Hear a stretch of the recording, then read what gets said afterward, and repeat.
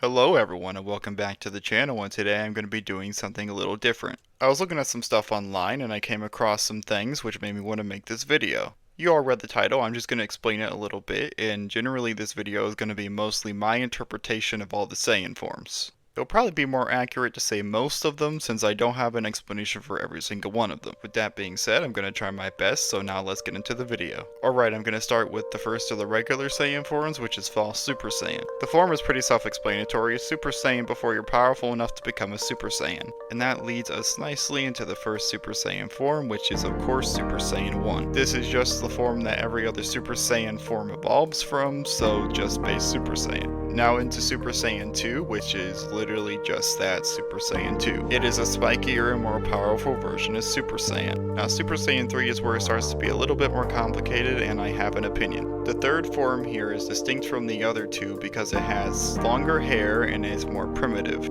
This leads me to believe that it's closer to the Ozaru or Great Ape than it is to Super Saiyan or Super Saiyan 2. So my opinion on this one is that it's a stepping stone to getting Super Saiyan 4. Now we'll continue into that thought process with going into Golden Great Ape. Based on my research, it's just a combination of someone who can go Super Saiyan and turning Great Ape. So here the combination is slightly towards the Super Saiyan side, but that'll change with the next form. That next form of course being the famous Super Saiyan 4. This form I'm not too familiar with, but I do have a basic knowledge of it. This one is a branch of Golden Great Ape, so it's definitely closer to the other end of the scale. You can definitely see what I mean when I say Super Saiyan 3 is part of this evolution transformation because of the style of the hair. Overall, I really do like this evolution or branch of Super Saiyan because it does feel like its own unique thing in the best way possible. I mean, the Great Ape form is just a big part of Super Saiyan lore, so turning that into its own form of transformation is just a really cool idea. So now we're going to be covering some God Ki because we're going to be going over the super forms. Of course, the first one isn't connected to Super Saiyan at all, it's Super Saiyan God.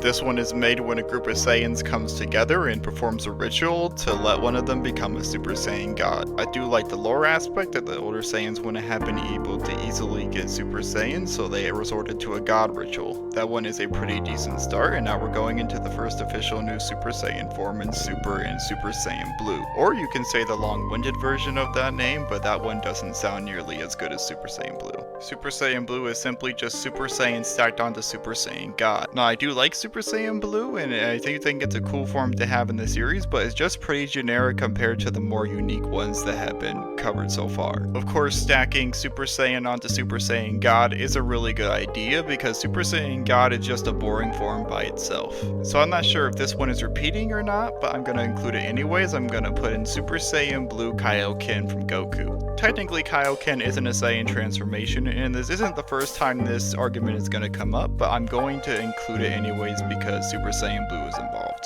Blue Kaioken is the most impressive form of Kaioken that we've seen in the series so far, and that battle with Hit was really cool, and it is one of the main reasons I do like Hit in the first place. For Goku, it does make sense to stack Super Saiyan Blue onto Kaioken because he has done that several times in this series before to beat strong enemies. Alright, now moving on to an actual variation of Super Saiyan Blue and Blue Evolved. Now I don't know much about this form, but I do know that it's a stronger form of Super Saiyan Blue and it's primarily used by Vegeta. Lore-wise, it makes sense that he'd want to go even further beyond, especially since he did this with regular Super Saiyan. However, I don't really like that reason, and I do think it's kind of lazy when they could have just done a Super Saiyan Blue 2 and it would have been much cooler that way. I'm not saying you can't come up with original terms for new forms, but I do think it's quite lazy to just say this is the evolved form of Super Saiyan Blue. Alright, now we're moving on to the original forms and we're going to be covering Broly. First is yet another form connected to the Great Ape. It's Wrathful or Akari. I do like this form because it is just a direct way to tap into the power of the Great Ape.